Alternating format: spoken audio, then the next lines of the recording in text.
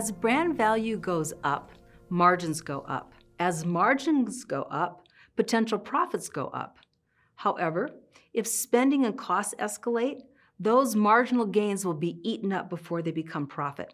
Branding costs money, so branding needs to be specific, purposeful, and have return on investment in view. Therefore, branding must be a key strategic part of the overall marketing plan. And branding, to be efficient, must take a systemic approach. What might this look like? Douglas Holt offers a 4-step approach to developing brand strategy. He begins by identifying the business goals for the brand that can be addressed through branding work. Branding is long-term endeavors, and it won't fix problems that are short-term. If a business is bleeding red, a branding effort will not fix the problem for the next quarter. Also, branding efforts take time to build inherent value that will be attributed to the brand, and to be attributed in more than a fad. It is important to think about this in the age of quick fixes, especially with social media-driven promotions. While a fun event can generate interest, views, likes, sharing, buzz, is that event in line with the long-term brand persona that is being curated for the business? Too many off-strategy buzz feeders can distort the brand's intended persona. The next step that Holt suggests is to map out the existing brand culture. To be able to change something, you have to know where to begin. Holt recommends careful research into how the customer and prospective customer and key influencers view the brand's story across those 4 components: reputation, relationship, experience, and symbolism. This is to be compared to the intended brand story as outlined by the brand strategy currently in play. How consistent are these stories across the different brand authors? Is the persona being circulated in the market consistent with what was intended by the firm? If not, how is it different? Step 3 involves a deep analysis into the competitive landscape. Who is competing with target customers to fulfill the needs that the brand seeks to fulfill? How well are these competitors meeting those needs? Are there nuances to the needs that are not being met even as the more general needs are being fulfilled? Consider Fairlife Milk.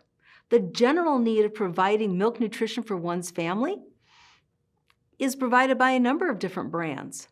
But for some families, satisfying that general need is not enough. They want cows well cared for, raw milk to be handled well.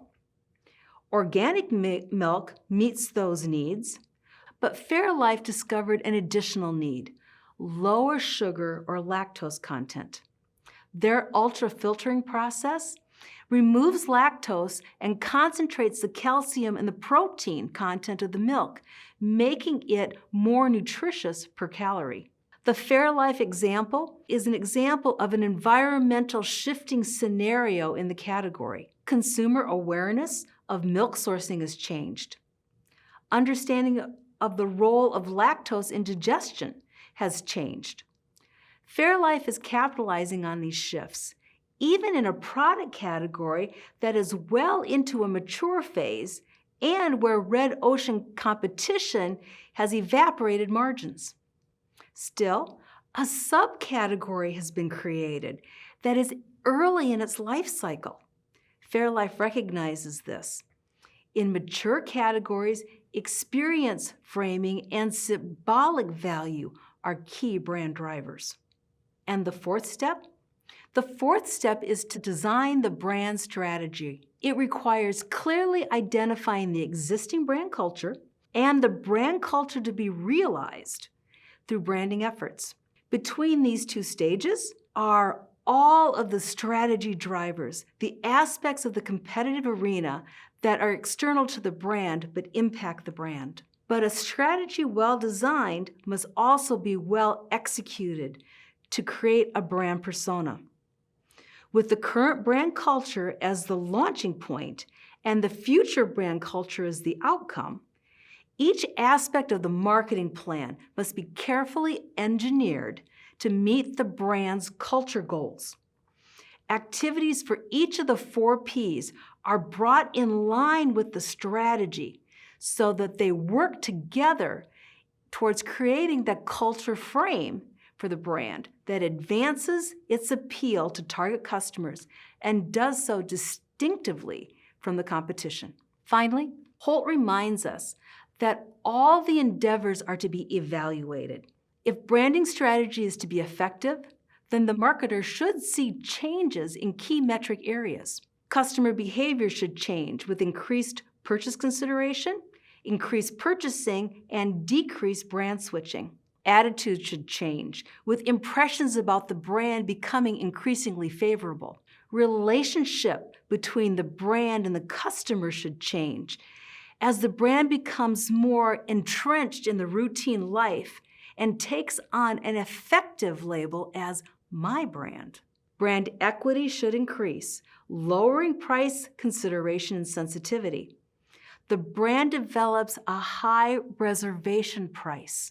That's the price at which the customers are indifferent between the brand and the competitive offerings that all other things being equal.